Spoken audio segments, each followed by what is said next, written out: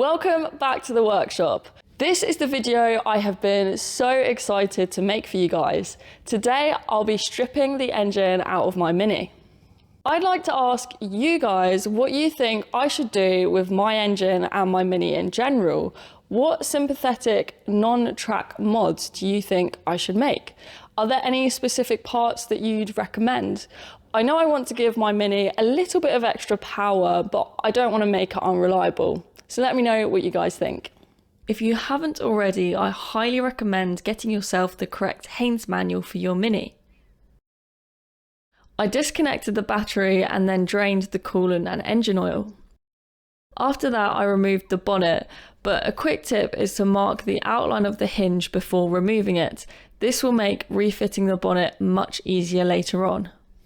Another tip for beginners is to keep the bolts you remove in separate labelled bags and take reference photos as you go.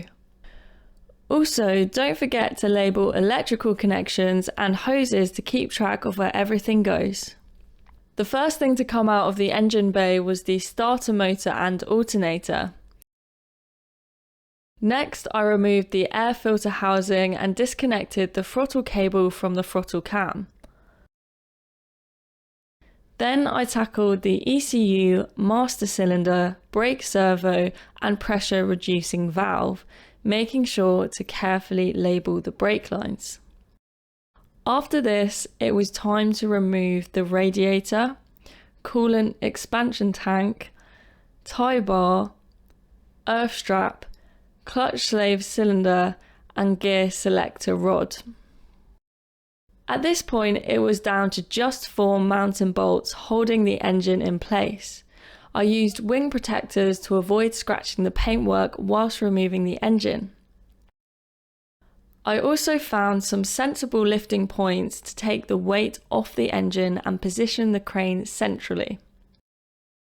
I carefully started lifting the engine out from the bay and asked Craig and Alex to help guide it from the back.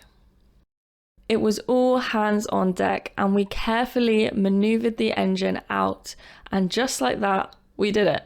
The engine is out. Now that the engine is out, I can start prepping everything for sandblasting and powder coating. I'll get all the parts together and take them to be cleaned up in one go. That's all I've got for today. Thank you so much for watching, and don't forget to comment down below what modifications you think I should make to my Mini. I'll see you back here in the workshop for episode 5.